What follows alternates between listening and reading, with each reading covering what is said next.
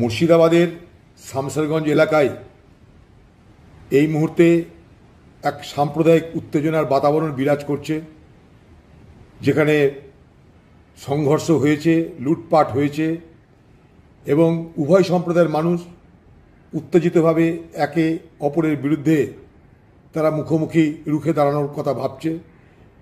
তার মধ্যে কিছু অসৎ দুর্বৃত্ত ব্যক্তি তারা সেই সুযোগে দোকানপাট লুট করার, মল লুট করার চেষ্টা করছে। এখনো পর্যন্ত পুলিশ সেভাবে মোকাবেলা করতে নামতে পারেনি। আমি মুর্শিদাবাদের পুলিশকে বলবো, আপনারা মোকাবেলা করতে দ্রুত নামুন, কারণ সবাই জানে এই মুর্শিদাবাদ, মালদা এগুলো সেন্সিটিভ এরিয়া, সবাই জানে, প্রশাসন জানে। তা সত্ত্বেও কেন প্রশাসন এখনো পর্যন্ত সক্রিয় হতে পারছে না আমার প্রশ্ন। পাশাপাশি সব সম্প্রদায়ের মানুষকে বলবো, মুর্শিদাবাদের মানুষকে বলবো, আপনারা সাম্প্রদায়িক সম্প্রীতি বজায় রাখতে হবে। সাম্প্রদায়িক সম্প্রীতি বজায় রেখেই আমরা ভালো থাকব।